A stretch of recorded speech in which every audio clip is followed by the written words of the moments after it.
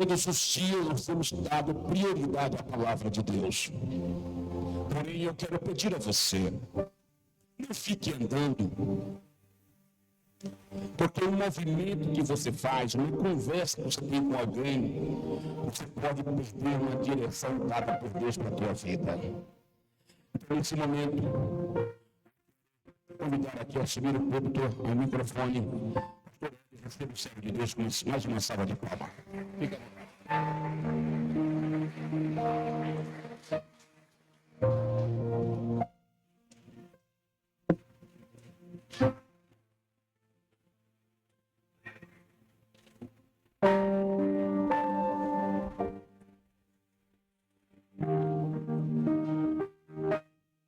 Glória a Deus. Meus queridos irmãos e irmãs, eu vos cumprimento com a paz do Senhor. Aproveitando que os irmãos estão de pé, eu quero convidá-los para que abramos a nossa Bíblia. Se você puder, abra comigo no Evangelho que escreveu Lucas. Muito obrigado, meu irmão. Capítulo de número 15. E o versículo de número 11. E enquanto os irmãos, as irmãs, localizam esse texto, eu quero com muita alegria, nesta noite, expressar a minha gratidão por poder retornar a essa linda e abençoada igreja, poder rever os irmãos, ser edificados na fé, como nós já fomos até agora por meio dos louvores. Eu quero também louvar a Deus pela vida do pastor Eurimar. Deus abençoe também a pastora, em nome de Jesus, essa família sacerdotal que Deus colocou para zelar do rebanho dele aqui nesta cidade. Louvo a Deus também pela vida dos pastores, obreiros, todos os irmãos. Mencionar aqui, pastor Eurimar, a excelência da recepção dessa igreja. Eu quero louvar a Deus pela vida do presbítero Eudes, é isso? Presbítero Eudes, que ele me viu lá estacionando, virando aqui, e ele já foi correndo. Não, pastor, tem a vaga do senhor ali, me recebeu com tanto carinho. Ele e o presbítero Wesley. Quero louvar a Deus pela vida desses irmãos, que muitas vezes eles não estão aparecendo aqui, mas estão trabalhando nos bastidores, e isso faz toda a diferença. Quando eu pisei aqui, eu já me senti em casa pela recepção desses irmãos. Vocês podem louvar a Deus pela vida deles? Amém. Também louvar a Deus pela vida da minha esposa, e o pastor Tito está ali. Olha lá. Ele é pentecostal, esse é Pentecoste. Amém, amém, amém, amém. Que assim seja. Meus irmãos, os irmãos encontraram o texto? Nós vamos ler essa passagem bíblica a partir do versículo 11, um texto muito conhecido, a parábola do filho pródigo, a partir do verso de número 11. Se você encontrou o texto, diga: eu achei. Vamos ler? Eu sei que é uma leitura um tanto longa, mas nós precisamos fazer essa leitura, esses versos até o 32. Diz assim a palavra de Deus: E disse: um certo homem tinha 2 filhos, e o mais moço deles disse ao pai: Pai, dá-me a parte da fazenda que me pertence. E ele repartiu por eles a fazenda. E poucos dias depois, o filho mais novo, ajuntando tudo, partiu para uma terra longínqua, e ali desperdiçou a sua fazenda, vivendo dissolutamente. E havendo ele gastado tudo, houve naquela terra uma grande fome, e começou a padecer necessidades. E foi e chegou-se a um dos cidadãos daquela terra, o qual o mandou para os seus campos a apacentar porcos, e desejava encher o seu estômago com as bolotas que os porcos comiam, e ninguém lhe dava nada. E caindo em si, disse: quantos trabalhadores de meu pai têm abundância de pão, e eu aqui pereço de fome. Levantar-me-ei e irei ter com meu pai, e dir-lhe-ei: Pai, pequei contra o céu e perante ti, já não sou digno de ser chamado teu filho, faze-me como um dos teus trabalhadores. E levantando-se foi para seu pai, e quando ainda estava longe, viu o seu pai, e se moveu de íntima compaixão, e correndo, lançou-lhe ao pescoço e o beijou. E o filho lhe disse: pai, pequei contra o céu e perante ti, e já não sou digno de ser chamado teu filho. Mas o pai disse aos seus servos. Você percebeu na leitura que o pai nem deixa ele terminar o discurso que ele havia programado? O pai já interrompe, ele nem completa falando a parte, me torna um dos trabalhadores do Senhor. O pai já interrompe ele, e o pai diz assim, olha o que o pai diz: e o pai disse aos seus servos: trazei depressa a melhor roupa e vestilho, e ponde-lhe um anel na mão e sandália nos pés, e trazei o bezerro cevado e matai-o, e comamos e alegremo-nos, porque este meu filho estava morto e reviveu, tinha se perdido e foi achado. E começaram a alegrar-se. E o seu filho mais velho estava no campo, e quando veio, chegou perto de casa, ouviu a música e as danças, e chamando um dos servos, perguntou-lhe: que era aquilo? E ele lhe disse: veio teu irmão, e teu pai matou o bezerro cevado, porque o recebeu são e salvo. Mas ele se indignou e não queria entrar. Ele não queria? E saindo o pai, estava com ele. Mas respondendo ele, disse ao pai: eis que te sirvo, eis que te... há tantos anos sem nunca transgredir o teu mandamento, e nunca me deste um cabrito para alegrar-me com os meus amigos. Vindo, porém, este teu filho, nem chama de irmão, teu filho, não é meu irmão não. Vindo este, porém, teu filho, que desperdiçou a tua fazenda com as meretrizes, mataste-lhe o bezerro cevado. E ele lhe disse: filho, tu sempre estás comigo, e todas as minhas coisas são tuas. Mas era justo alegrarmos-nos e regozijarmos-nos, porque este teu irmão estava morto e reviveu, tinha se perdido e foi achado. Quantos podem louvar a Deus por essa palavra? Se isso não for ferir a ética cristã que você possui, olhe para esse irmão, para essa irmã que está do seu lado, e diga para ele assim, diga: Deus tem uma palavra para o seu coração. Diga com voz profética para ele, diga: Deus tem uma palavra para a sua alma. Amém? Podemos assentar com a permissão do vosso pastor. Posso fazer 2 pedidos para a igreja? Posso?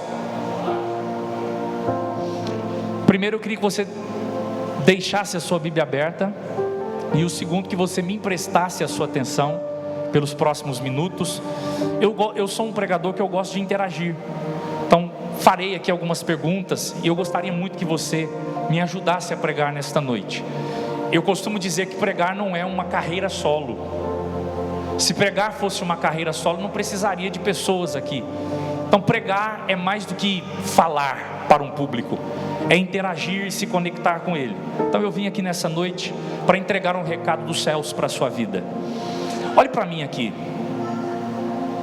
A parábola do filho pródigo, comumente chamada como parábola do filho pródigo, é a mais conhecida e amada de todas as parábolas de Jesus.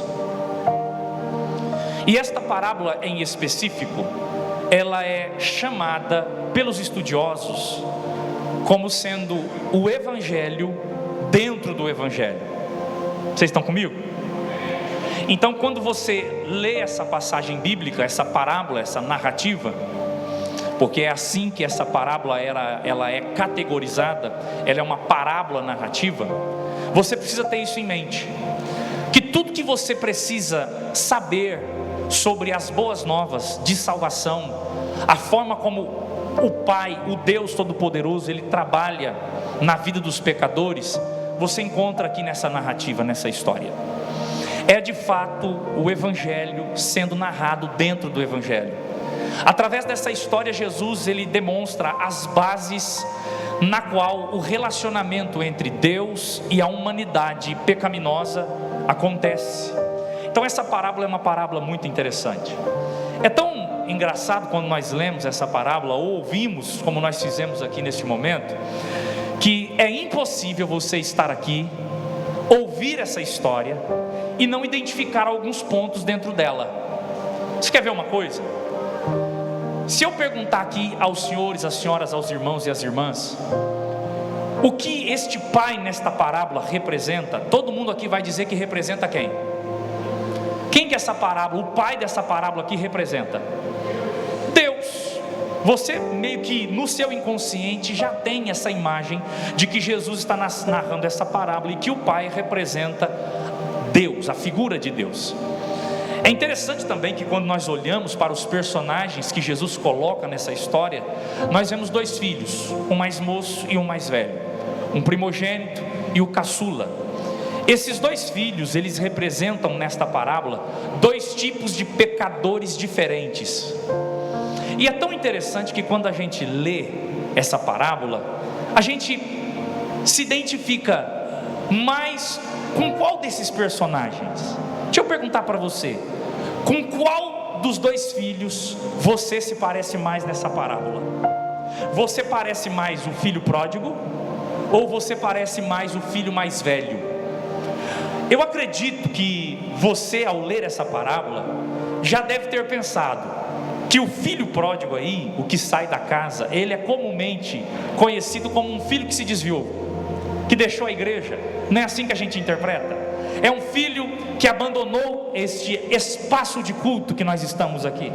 Só que essa parábola é mais profunda do que isso, e ela possui ensinamentos extraordinários que eu gostaria de compartilhar com você, porque eu não tenho dúvidas que o Espírito Santo de Deus quer orientar você para que você tenha um 2024 de excelência. Agora olhe para mim aqui, ó. Vamos começar no texto. Olha o texto aí, olha na sua Bíblia agora. O verso de número 11 e 12 vai dizer: um certo homem tinha 2 filhos, e o mais moço deles disse ao pai. Então nós temos aqui nesse texto o mais jovem, o caçula.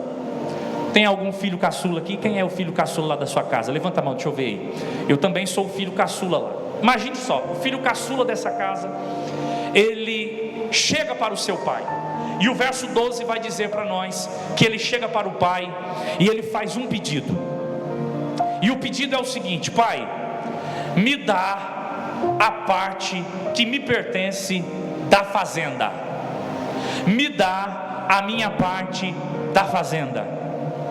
Eu quero a minha parte da herança. Agora olhe para mim aqui. Quando a gente lê isso, pode parecer que esse pedido é um pedido qualquer, mas nós precisamos ter em mente que Jesus está contando essa parábola, não é hoje, foi há 2000 anos atrás, numa cultura que não é a nossa. Preste atenção nisso aqui.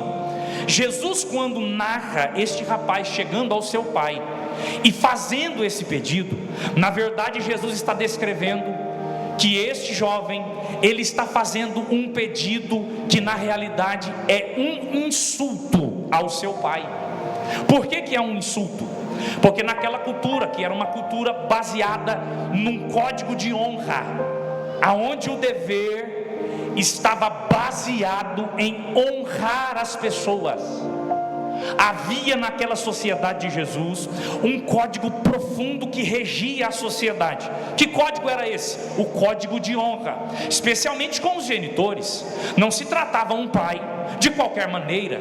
Inclusive a lei de Moisés estabelecia alguns códigos que elevavam, inclusive a risco de morte, dependendo da forma que o filho tratasse os seus pais. O filho poderia ser inclusive apedrejado.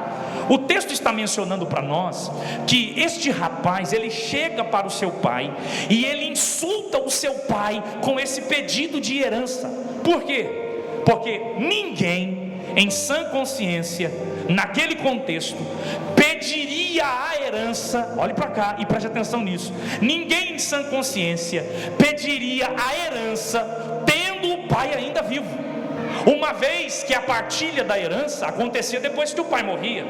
Os irmãos conseguem entender que este rapazinho aqui, ele está insultando o seu pai, fazendo um pedido absurdo. Ele não espera o pai dele morrer para ele ter acesso à herança. Olhe para mim aqui, porque eu quero começar a pensar com você. Você percebe, a igreja percebe, os irmãos, as irmãs conseguem perceber que é um pedido que está insultando o pai, que o pai está sendo insultado com esse pedido, porque o correto é esperar a morte para partilhar os bens. Mas esse rapaz é jovem, o texto o chama de moço, e ele está na flor da idade. Agora olhe para mim aqui. Jesus está mostrando que este jovem, ele está querendo antecipar uma etapa da sua vida. Por quê? Porque o correto é ele esperar o tempo, o seu pai falecer, e então ele tomar a posse da sua herança. Mas ele é um jovem, ele está no afã da vida, e tudo que ele quer é antecipar as etapas.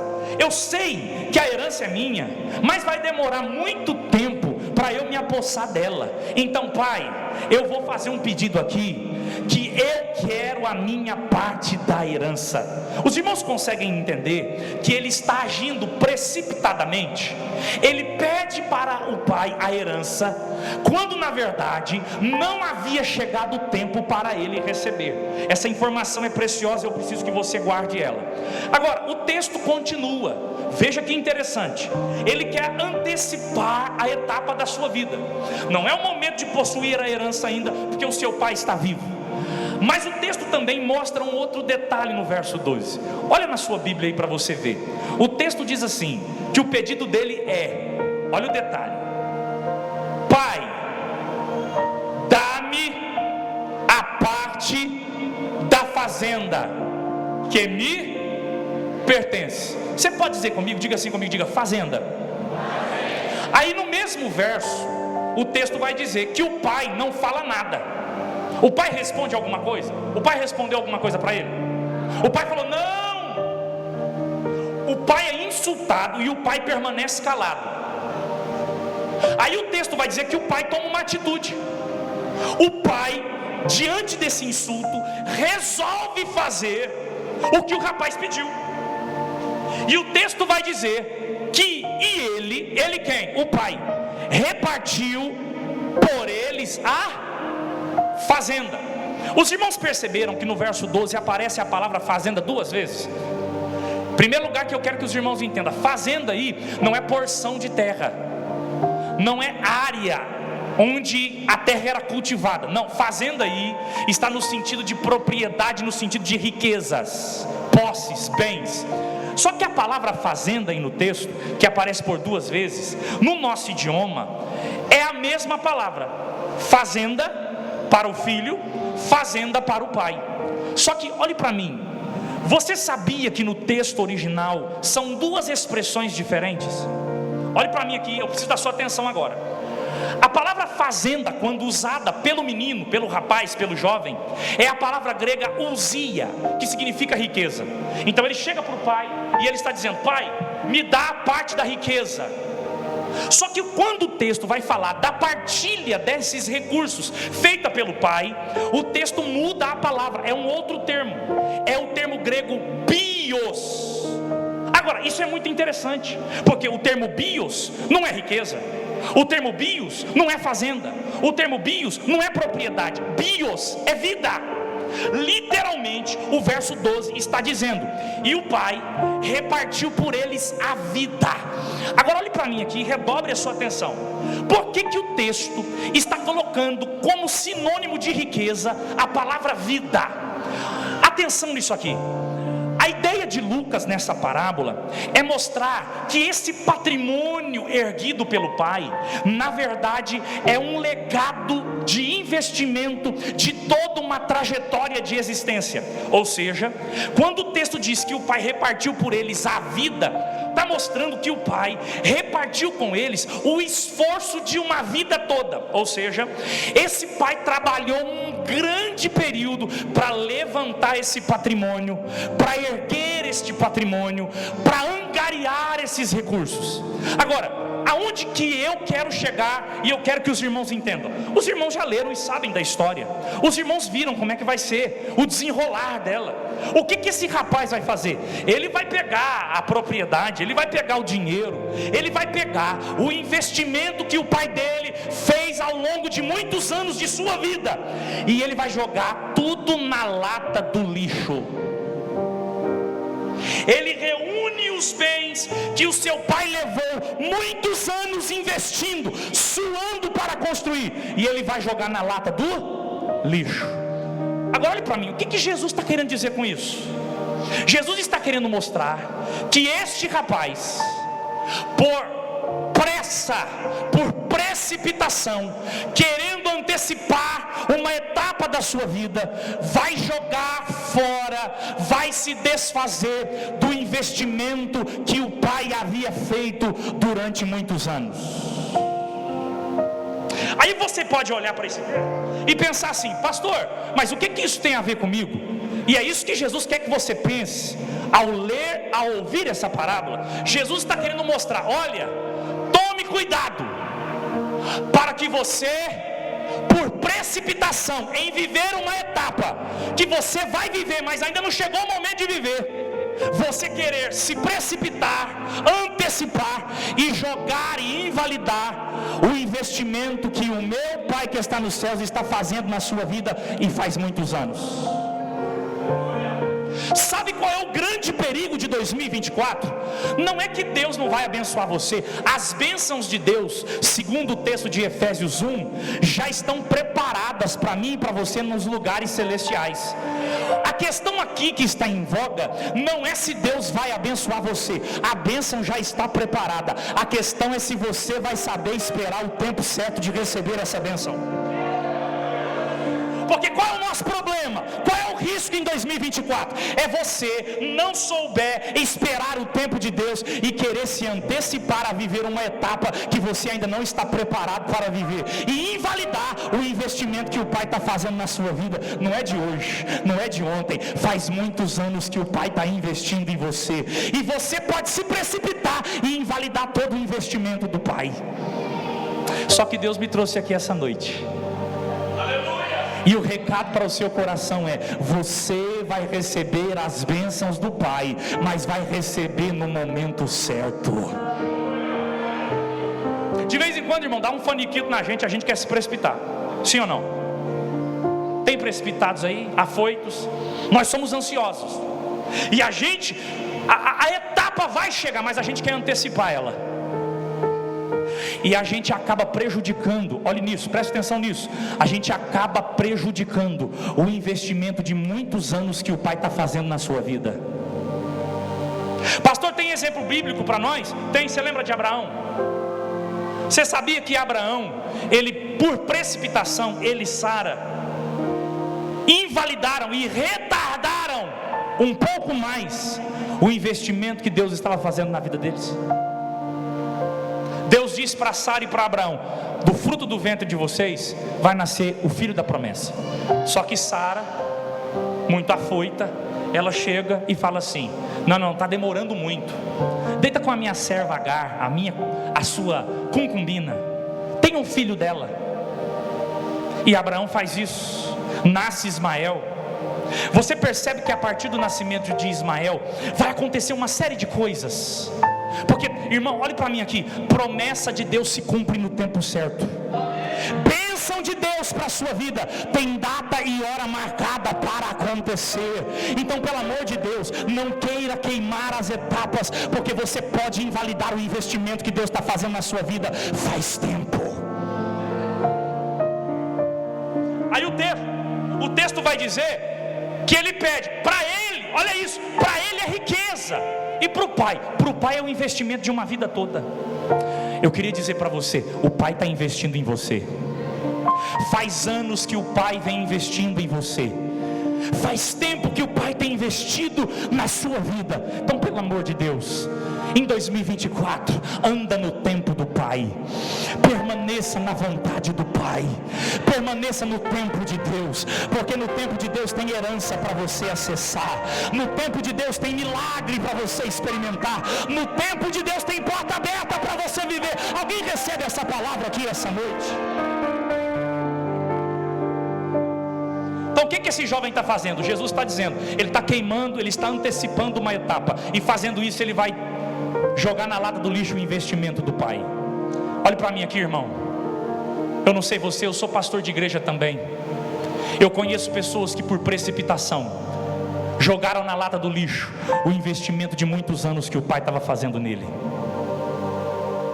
Pelo amor de Deus, 2024, não coloque tudo a perder, porque Deus está no trono, e está tudo programado e estabelecido. E a questão agora, como diz o bom ditado, a bola está conosco. A única coisa que Deus está dizendo para você aqui essa noite é para você se manter na posição e no tempo de Jeová. Porque no tempo de Jeová, na estação de Deus, tudo é bom. Agora olhe para mim, o texto continua, e o verso de número 13 vai mostrar para nós que ele então pega, reúne essa riqueza e ele dá linha na pipa. Ele sai de casa. Olhe para mim aí. Você sabia que no contexto de Jesus, abandono produzia desrespeito? Você sabia que há 2000 anos atrás, na cultura de Jesus, abandonar, largar a mão, como esse rapaz está fazendo, fazia com que ele perdesse a credibilidade? Jesus até contou algo sobre isso.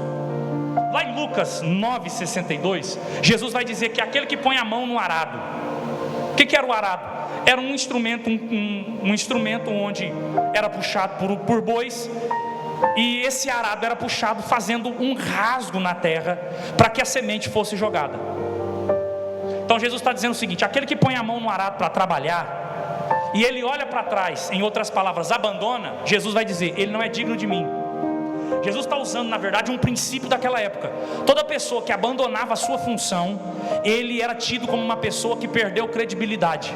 Por isso que Jesus vai comparar aquele que abandona a fé a uma pessoa que põe a mão no arado para trabalhar e abandona e vira para trás e vai para outro rumo.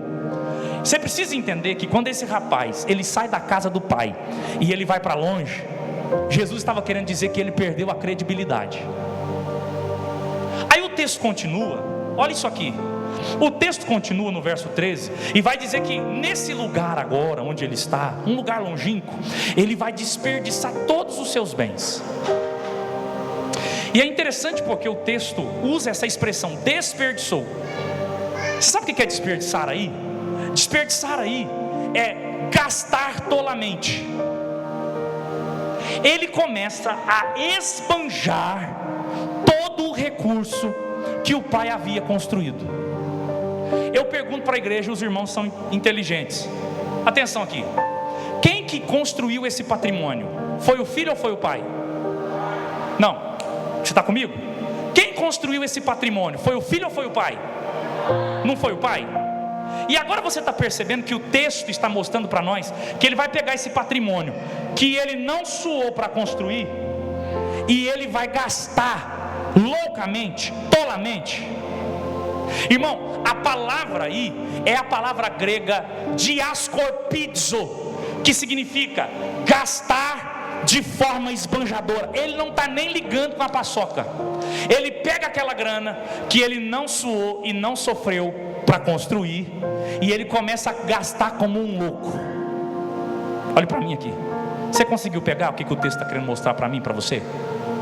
Jesus está mostrando que esse rapaz está gastando esse recurso facilmente, porque ele não padeceu nada para conquistá-lo.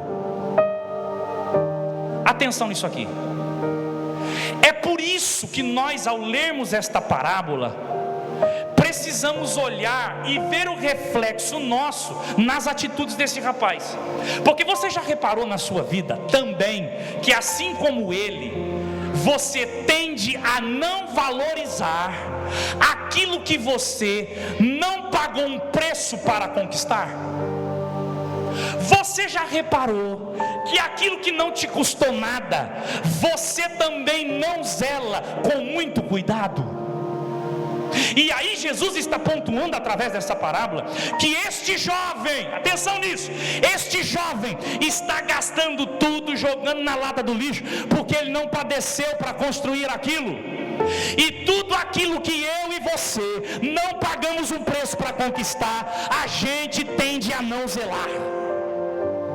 E 2024 é o ano que Deus vai trabalhar diferente. Pastor, como é que Deus vai trabalhar na minha vida em 2024? Deus não fará com que nada chegue na sua mão de mão beijada. Por quê? Porque se chegar de mão beijada você não valoriza.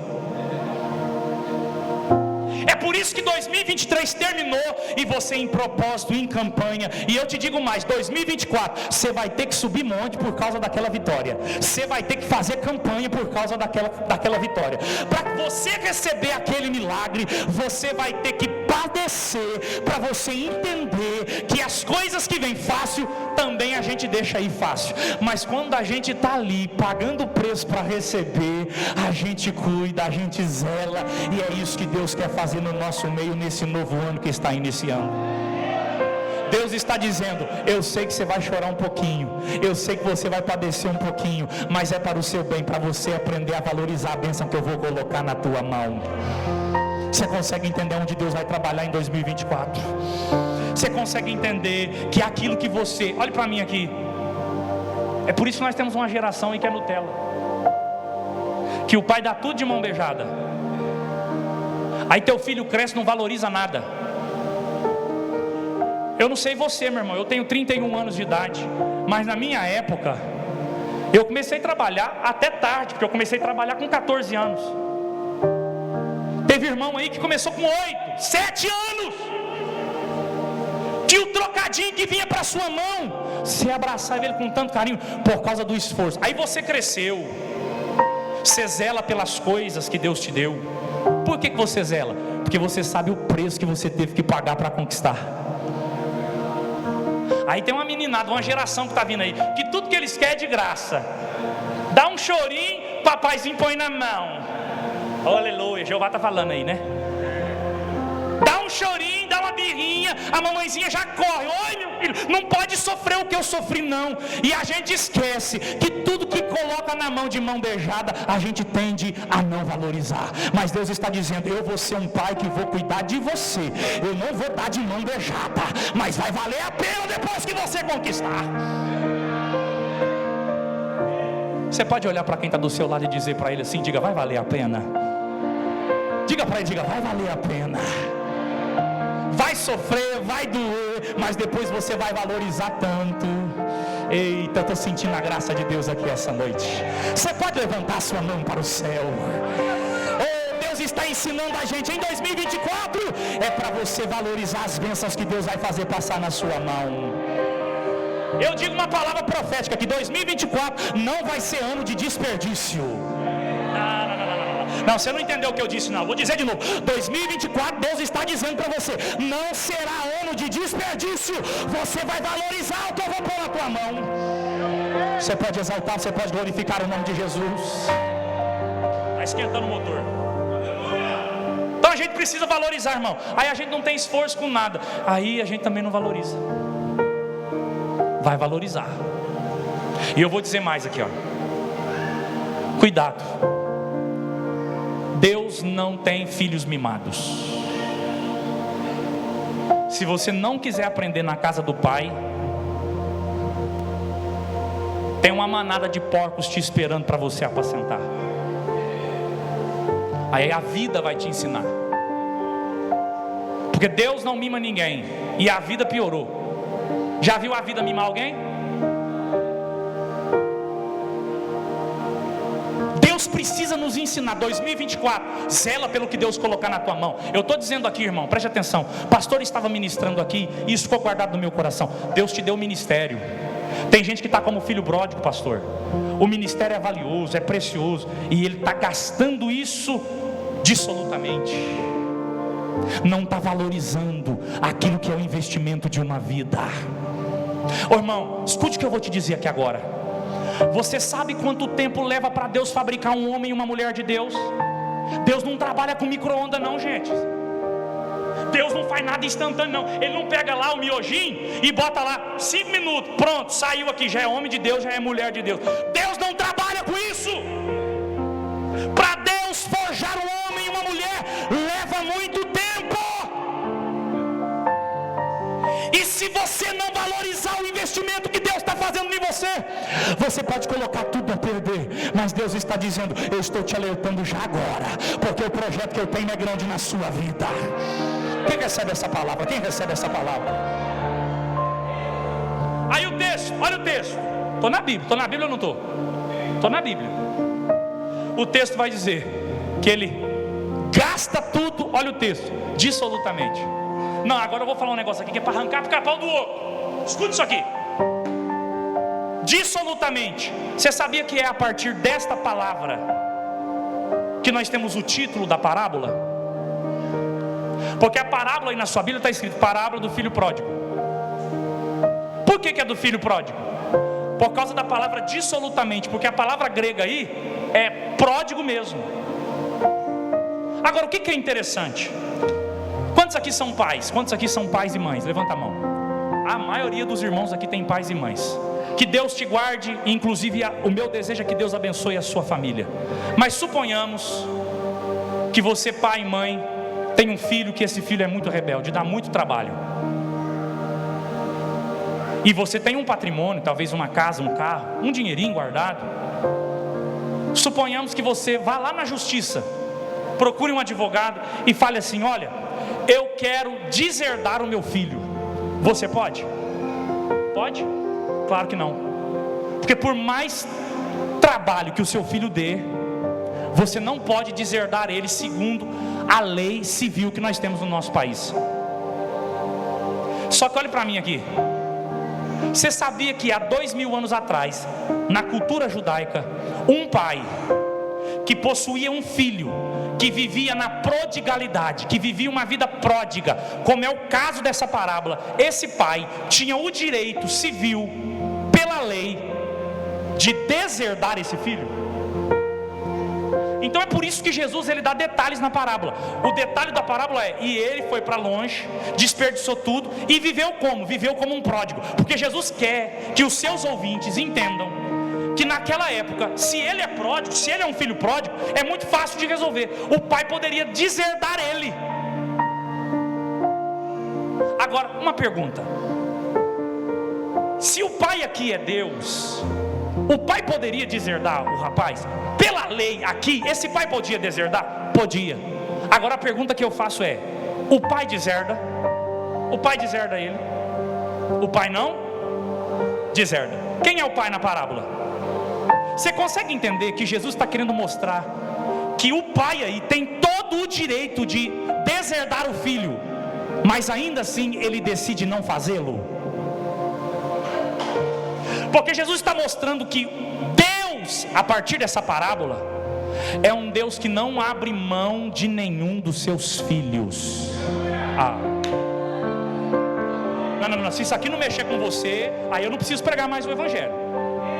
Jesus está mostrando através da parábola que o Pai, Deus, não abre mão do seu filho, por pior que ele seja. Então Jesus está dizendo: o Pai, Deus, poderia deserdar os seus filhos porque eles vivem de forma errada.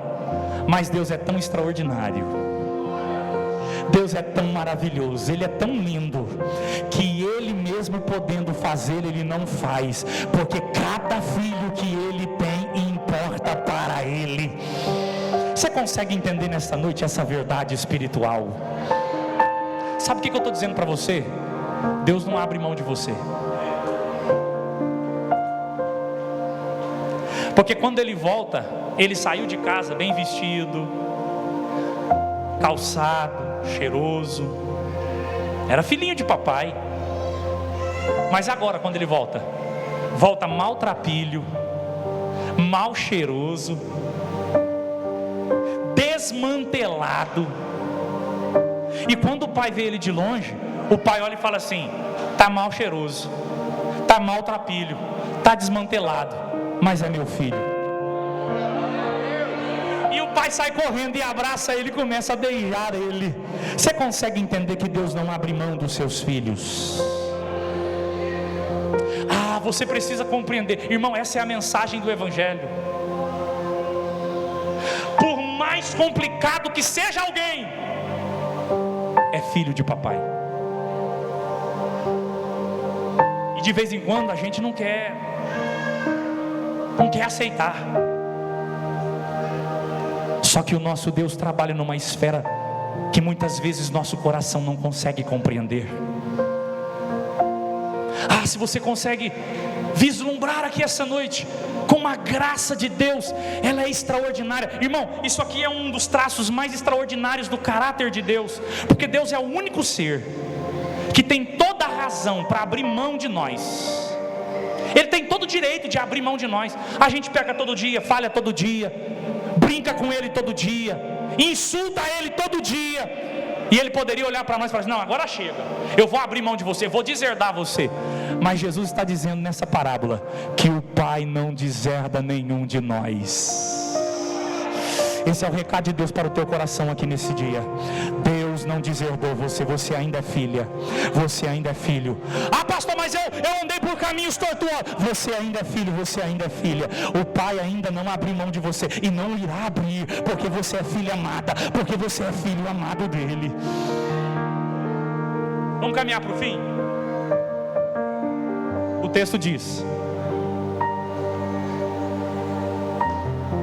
ele está lá, vem fome, ele mais do que todo mundo começa a padecer necessidade.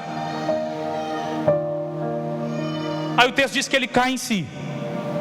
Interessante a linguagem de Lucas, porque cair em si aí é a expressão grega ergomai, significa voltar para si. Parece que é um ato de loucura. Tudo que ele fez fora da casa do pai é um ato de loucura. Isso aqui é a melhor definição do que é pecado. O que é pecado? É fazer loucuras contra o pai. Aí ele volta para si, ele volta à lucidez, e ele resolve, e ele vem com o discurso pronto. Aí vem o verso de número 20. Ele está vindo ao longe, e o pai vê ele ao longe. E o pai então, movido de íntima compaixão, diz o texto, olha a ênfase: o pai correndo. O que o pai fez, gente? Correu. O que o pai fez? O pai correu. Agora olhe para mim aqui. Quando a gente lê correr aí, para nós não significa nada, porque é muito perigoso quando eu leio a Bíblia só com as lentes de hoje. Eu preciso entender a cultura. Qual era a cultura da época? Você sabia que um homem nobre, respeitado, como é o caso desse pai na parábola, ele jamais corria? Por que um homem da envergadura deste aqui que é narrado na parábola, ele jamais corria? Porque um homem nobre, já de idade, correr naquela cultura era um ato vergonhoso. Entenda uma coisa, naquela época não havia short, nem calça. Os homens vestiam túnica, um vestidão, olha para mim aqui, um vestidão que vinha até aqui, ó. Para correr, ele tinha que fazer o seguinte, aquilo que a Bíblia chama de cingir os lombos. O que é cingir os lombos? É pegar a túnica e levantar a túnica até aqui em cima. Porque as irmãs entendem bem isso. Irmã, dá para correr de vestido? Então os homens, naquela cultura, para correr, tinham que levantar a túnica e cingir os lombos. Só que nesse ato de levantar a túnica e cingir os lombos para correr, as pernas ficaram à mostra. O que para um homem idoso, nobre e respeitado, era tido como um ato vergonhoso. Aí Jesus faz questão de mostrar que esse pai não está nem ligando para como as pessoas vão enxergar ele. Ele cinge e ele sai correndo mostrando as pernas. Imagina o povo olhando. Que vergonha um homem nessa idade fazendo uma coisa feia dessa para correr atrás de um filho. Você consegue entender o que Jesus está querendo mostrar através da atitude do pai da parábola? Jesus está mostrando que o amor do pai é um amor escandaloso. Escute isso aqui. Você não sabe o que Deus é capaz de fazer para alcançar um filho que está perdido. Deus é capaz de fazer coisas inimagináveis para resgatar alguém que se perdeu. Oh, glória! E eu te digo mais ainda: Deus inclusive pode escandalizar eu e você pelo que Ele faz na vida de alguém que se perdeu pelo caminho. Tem muita gente aí, irmão, que ele pensa assim: não, Deus só age de acordo com a minha caixinha. Deixa eu te falar uma coisa: não, senhor. Deus pode escandalizar você, porque se Jeová quiser, Ele faz entrar por essas portas aqui na Catedral de Madureira, em Pradópolis. Ele faz entrar prostituta, o viciado, e Deus pode colocar essa pessoa aqui em cima do altar, escandalizando a gente, porque a gente fala assim: não, esse aí, Deus jamais fará isso. E Deus está dizendo: o meu amor e a minha graça é escandalosa. Eu sou capaz de fazer coisas inimagináveis para resgatar alguém que se perdeu. E pastor Eulimar, eu tenho uma palavra de Deus para essa igreja.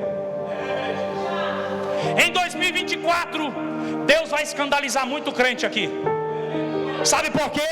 Porque vai entrar gente por essas portas que você fala assim: mas esse aí, eu jamais imaginei que esse aí seria uma crente, essa aí seria uma crente, ou esse aí seria um crente. E Deus está dizendo: eu vou escandalizar você para mostrar que o meu amor é grande e extraordinário. Deus não vai medir esforços para entrar no fundo do poço para resgatar alguém que caiu. E você pode falar o que você quiser. Você pode ficar #tô revoltado, porque Deus faz isso. Sabe por que a graça escandaliza? Porque você está aqui faz muito tempo, aí Deus pega lá um cracudo e em um ano faz dele um pregador. Aí a gente fica todo escandalizado: mas peraí, um ano só e já está pregando. E Deus fala assim: meu amor é escandaloso mesmo. Mas peraí, faz 6 meses que ela já veio para a igreja e já está cantando, já está trabalhando no reino. E Deus está dizendo: a minha graça escandaliza mesmo. Porque a graça do Pai não mede esforços para alcançar um filho que se perdeu. Eu quero profetizar nessa noite sobre a sua vida. A graça de Deus vai visitar alguém. A graça de Deus vai chocar alguém. O amor de Deus vai constranger alguém. Essa pessoa vai estar aqui para surpresa de muitos. Deus vai glorificar o nome dele na vida desta igreja através de pessoas que ele vai resgatar. Você pode abrir a sua boca e glorificar ao Senhor Jesus Cristo. Posso dizer um negócio aqui? Pode dizer um negócio aqui? Você pode ficar nervoso o que for, Deus não pediu sua opinião. Porque eu acho que Deus... Não, primeiro que você não tem que achar nada. Deus sabe trabalhar. Você quer ver como é que o amor de Deus é escandaloso, a graça é escandalosa? O que Paulo disse, irmão? Que a cruz é o quê? Escândalo para os judeus.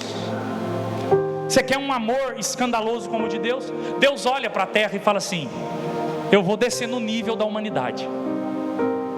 Ele se faz homem. Olha que engraçado. Todo homem quer ser rei. Todo rei quer ser Deus, mas só o nosso Deus quis se fazer homem para alcançar a humanidade. Já começa chocando aí. Deus olha e fala assim: vou descer no nível deles. E ele vem, nasce do ventre de Maria. Deus se faz bebê. Olha que coisa escandalosa. O Deus Todo-Poderoso, que criou as coisas com o poder da sua palavra, um bebezinho sendo segurado por uma frágil mulher, sendo cuidado por um carpinteiro. Olha que escândalo. Aí esse menino cresce, 30 anos ele começa o ministério, fazendo coisas espantosas, chocando todo mundo, sentando na mesa com prostitutas e publicanos, chocando a sociedade da época, escandalizando todo mundo. Como é que pode? E aí, para escandalizar ainda mais, sabe o que Deus resolve fazer? Resolve ir para o Calvário, enfrentar o madeiro. E como o homem, escandalizando todo mundo, ele morre, dando o brado: está consumado. Você quer um escândalo maior do que esse? Deus, que poderia usar outros meios para nos salvar, resolver nos salvar pelo escândalo da cruz? Sabe por que você está aqui essa noite? Porque o amor de Deus foi escandaloso para com você. Deus amou tanto este mundo que Ele foi capaz de se fazer homem para nos alcançar. Então, pelo amor de Deus, se você tem gratidão, você pode levantar sua mão direita para o céu. Você pode agradecer esse Jesus Cristo que não mediu esforços para alcançar a sua vida. Você pode nessa noite se alegrar na presença do Pai e reconhecendo que o escândalo da graça teve efeito na sua trajetória. Você pode bem dizer e exaltar o nome dele essa noite.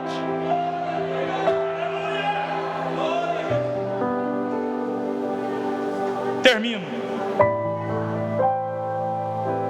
O pai sai correndo, abraça ele, e quando o menino termina de falar, o pai já interrompe e diz: ei, vai lá. Olha o texto, irmão, verso 22. O pai diz: trazei depressa a melhor roupa. Sabe como é que está isso aí no texto? A melhor roupa. No texto original você tem um artigo aí que está no acusativo, distinguindo esta túnica, essa roupa, esse manto, como sendo um manto, uma túnica. Atenção nisso aqui, que não era do menino, era do pai. Você sabia que todo judeu, ele possuía uma túnica de festa, que era para usar em ocasiões especiais e festivas? Jesus até contou uma parábola em Mateus 21 sobre isso. Um homem deu uma grande festa, e quando ele olhou entre os convidados, ele viu que um convidado não estava com a veste adequada. O que o dono da festa fez? Mandou que esse homem que não estava com a veste adequada fosse retirado. Porque numa festa, numa ocasião solene, todo judeu tinha uma túnica especial, aquela roupa de festa. Homem também tem muito disso, né? Tem a roupa da gente ir trabalhar, e tem a roupa de sair. O judeu também tinha a roupa especial. Quando o texto diz que o pai manda trazer a melhor roupa, a melhor túnica, era essa túnica dele, usada em ocasiões especiais. Olhe para mim aqui, vou ilustrar isso. Você consegue entender? Aproveitar que o senhor está em pé aqui, fica em pé aqui por gentileza, que eu vou usar o terno. Escuta. O pai é ele, eu sou o menino, fica aqui com a segura. Eu sou o pródigo. Aí o pai está dizendo: traz depressa lá a túnica, traz depressa a túnica especial. Eu pergunto, irmão, a túnica era do menino ou era do pai? Do pai. Que túnica era essa? A melhor túnica, a túnica usada em épocas festivas, em ocasiões especiais. Aí o pai fala assim: trazei depressa. Trouxe. Põe nele. Você consegue entender essa imagem? Pergunta aos senhores: a túnica era do menino ou era do pai? Os irmãos se lembram que quando o menino abandonou a casa, ele perdeu o respeito da sociedade? Porque todos aqueles que abandonavam perdiam a credibilidade. O que o pai está fazendo agora?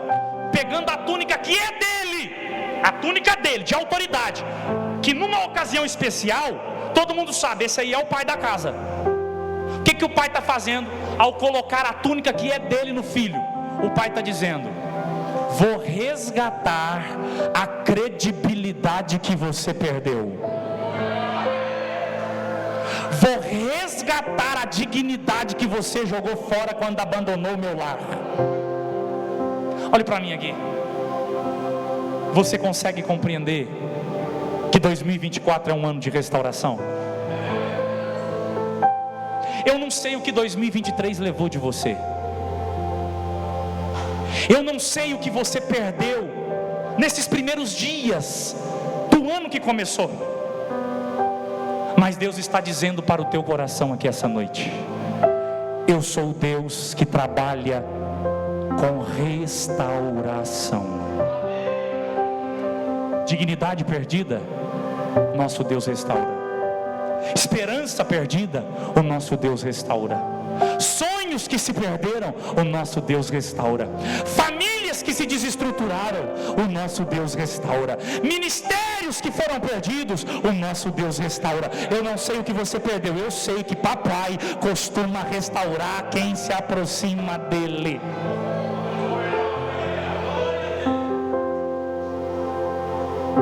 Aí festa para tudo quanto é lado, a casa está em festa. Que bênção! Aí chega o menino, o mais velho. Ei, ele estava voltando do campo. O que está acontecendo aí na nossa casa? O escravo diz: rapaz, você não sabe não. O teu irmão voltou, seu pai matou o bezerro cevado. Aí o texto diz no verso 28: e ele não queria entrar. Atenção aqui, ó. Aqui a gente vai terminar. Ele não queria entrar. Você sabia que tem um negócio muito chocante aí? A cultura aqui é uma cultura de honra. Se um pai dá uma festa e o seu filho não entra, isso é um insulto de insubmissão. Quando Jesus menciona que o rapazinho não quis entrar, que ele está batendo o pé, que ele não vai entrar, Jesus está dizendo que esse rapazinho, que é agora, não é o mais novo, é o velho agora, o mais velho, ele está sendo rebelde por causa da sua insubmissão. Olhe para mim aqui. Você consegue entender que Jesus está mostrando que não era só um filho rebelde, eram dois filhos rebeldes?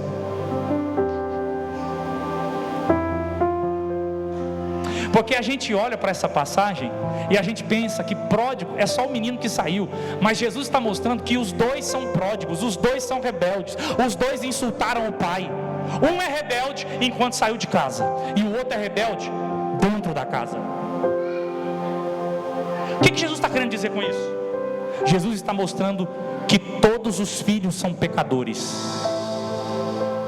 E por que Jesus está falando isso, irmão e irmã? Já viu o pano de fundo? Lucas 15, 1, 2 e 3. Sabe por que Jesus conta essa parábola? Conta essa parábola porque os fariseus e os escribas estavam revoltados com Jesus, porque Jesus estava sentando na mesa com prostitutas e com publicanos. Está escrito aí, versículo 1, 2 e 3 do capítulo 15. Aí Jesus conta a parábola, como que dizendo: vocês, fariseus e escribas, se julgam melhores do que as prostitutas e os publicanos, e eles de fato são como um filho rebelde que saiu de casa e se afastou do pai. Mas eu preciso alertar vocês que vocês são igualmente rebeldes. Vocês também insultaram meu pai. Atenção aqui, irmão, tome cuidado. Se tem uma coisa aqui hoje que nos nivela, é que todos nós aqui somos pecadores. Todo mundo aqui depende da graça e do auxílio do Pai. O seu pecado pode até ser diferente do meu, mas você também é pecador. O teu pecado pode ser diferente do meu, mas eu sou pecador como você. Você consegue entender que a graça de Deus é para todos? Deus não tem filhos perfeitos. Deus tem filhos que se arrependem e se aproximam entendendo que carecem do amor dele. Aí o menino olha e fala assim: eu não vou entrar. Está insultando o pai. Aí o pai, que saiu ao encontro do filho mais novo para encontrá-lo, ele também sai ao encontro do mais velho que não queria entrar. E ele chega lá: por que você não quer entrar, meu filho? E o mais velho olha e fala assim: eu te sirvo há tanto tempo. Servir aí é o verbo servir, é o verbo doulos, escravo. Ele está dizendo: eu sou escravo do Senhor há tanto tempo. Atenção aqui, irmão. Jesus quer realçar algo que pode mudar a chave no seu ano de 2024. Por que isso aqui é estranho? Você concorda comigo que isso aqui é um tanto estranho? Deixa eu perguntar para você: o rapaz, ele é filho ou ele é escravo? Não te ouvi. Ele é filho ou ele é escravo? Mas ele está dizendo para o pai: eu sou escravo. Então peraí, ele é filho ou ele é escravo? Ele é filho, mas com mentalidade. Alguém pegou aí? Vou de novo. Ele Mas a mente dele, mente de escravo. E aí é nisso que o pai vai tocar. O pai olha e fala o seguinte: peraí, 31. O pai olha e fala assim: peraí, tudo que eu tenho é... O pai está dizendo: sua mente está errada, porque você é filho. E como você é filho, você é herdeiro também. Então por que você tem essa mentalidade de escravo? Olha para mim aqui, ó. Sabe qual é a pior coisa que acontece no meio da igreja? Filhos com mentalidade de escravos. Irmão, não adianta nada Deus libertar você se antes Ele não libertar a sua mente. Porque tem gente que foi libertada da bebida, das drogas, mas a mente ainda continua sendo escrava. E Deus não quer filhos com mentalidade de escravo. Deus quer filho com mentalidade de filho. Deus quer filha com mentalidade de filha. Eu vi aqui uma palavra que apareceu na hora que os irmãos estavam orando, que eu li: desbloqueio. Se Deus não desbloquear aqui, sua vida não avança. Sabe qual é a grande tragédia da igreja hoje? É que tem um monte de gente que não está atrás das grades, mas a mente está aprisionada. Não, eu estou pregando para alguém aqui ou não estou? A mentalidade de escravo, olha para mim aqui, olha o que eu vou te dizer. Filhos com mentalidade de escravo se relacionam com Deus por medo e não por temor. Filhos com mentalidade de escravo se relacionam com Deus por obrigação e não por amor. Filhos com mentalidade de escravo se relacionam com Deus como se Ele fosse só Senhor e se esquece que Ele também é Pai. Você consegue entender que a mentalidade de escravo faz filhos ricos viverem de forma miserável? Não, eu preguei para alguém aqui nessa noite, não é possível. Filhos com mentalidade de escravo, ele é rico, ele é herdeiro, mas ele vive como se ele não possuísse nada. E Deus está dizendo: eu preciso mudar o seu ano. Para mudar o seu ano, eu preciso libertar você na esfera da mente. Gente que a mentalidade é escrava dos medos, das inseguranças, da ansiedade. Tem gente, pastor Eurimar, que passou 2023, o ano todo, a irmã ficou escrava da ansiedade, escrava do desespero, escrava do medo, escrava da depressão, escrava da síndrome do pânico, escrava da insegurança, escravo do vitimismo. Tadinho de mim, coitadinho de mim. E a sua vida está empacada, porque você é filha, mas a mentalidade é de escravo. E Deus está dizendo: o Filho do Homem se manifestou para desfazer as obras do inimigo. Sabe aonde que Deus quer trabalhar aqui hoje? Desbloqueando a tua mente. Eu vou dizer de novo: Deus quer desbloquear a tua mente. Através do poder desta palavra, Deus está dizendo: você é herdeiro. Eu vou de novo. Deus está dizendo: você é herdeiro, você é herdeira. Então para que viver uma vida miserável aqui, se você é filho, é filha? Vamos orar? Eu quero que você fique de pé.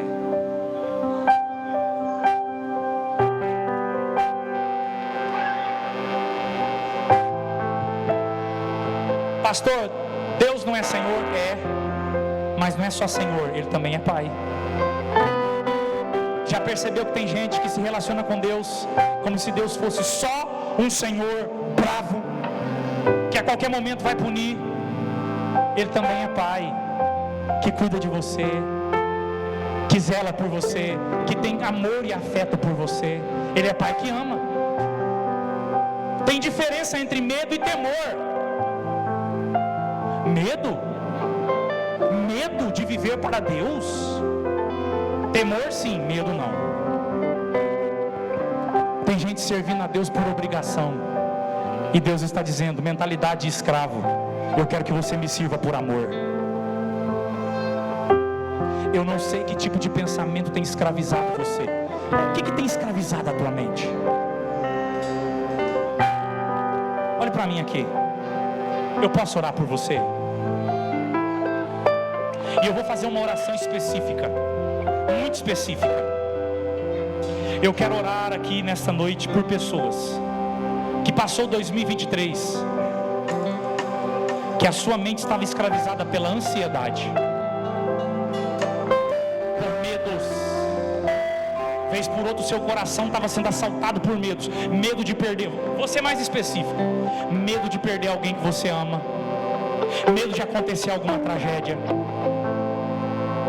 e você não teve paz para viver.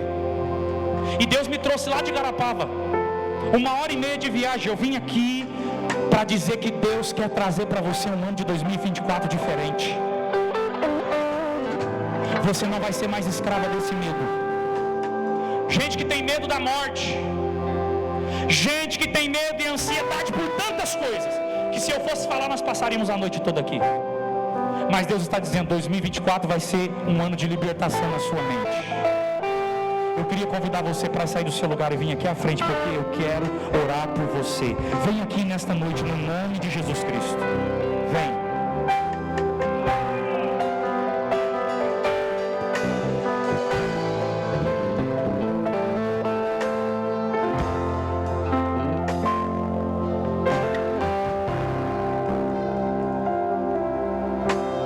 Chega mais para frente aqui.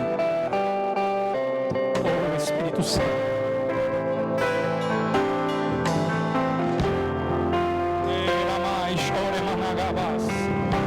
Filho do homem, Ele nos libertou.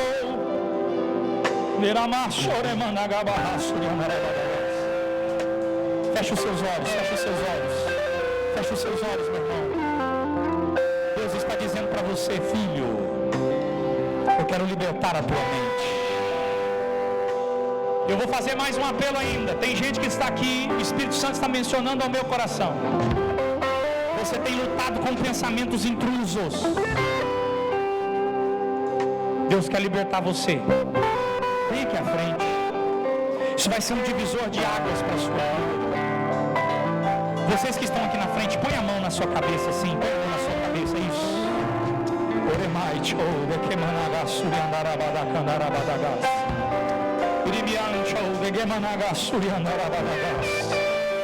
O Espírito Santo de Deus, a tua graça, Senhor.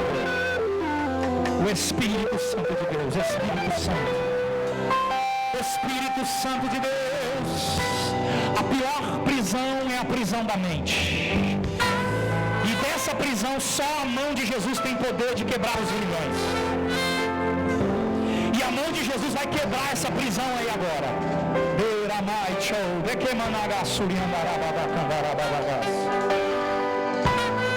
Feche os seus olhos, comece a orar. Se a igreja puder, estenda as mãos para cá. É uma guerra espiritual. Deus vai desbloquear a mente.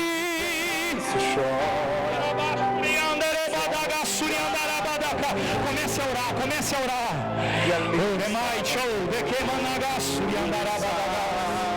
Vai haver libertação aqui essa noite. Seu corpo lá na cruz, o sangue peso do levou.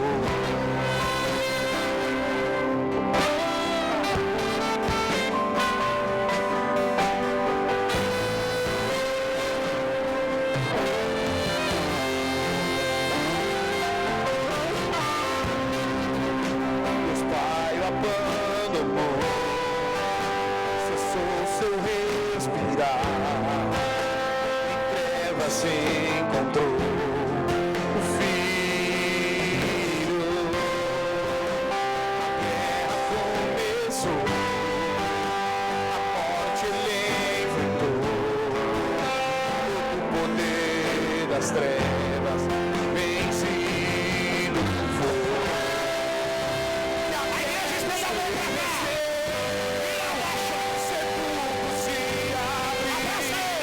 Espírito Santo. Cada vez Vai a subir aqui a autoridade.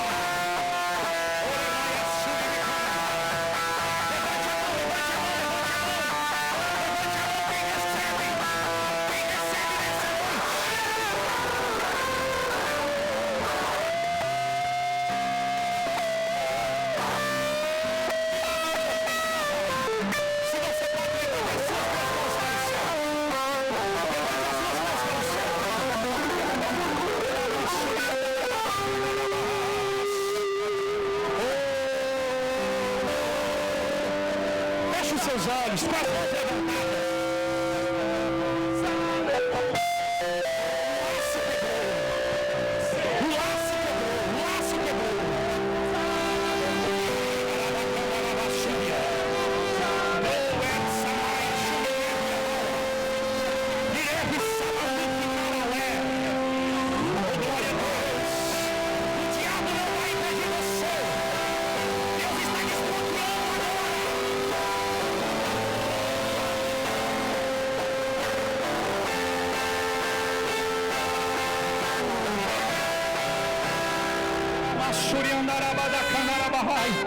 Eu vou contar até 3 e você vai liberar a maior glória a Deus para Jesus que você deu aqui neste culto nessa noite.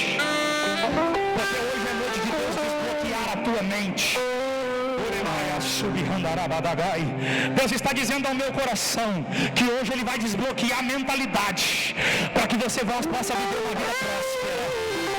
Em nome de Jesus nós contamos 1 para a glória do nome do Senhor.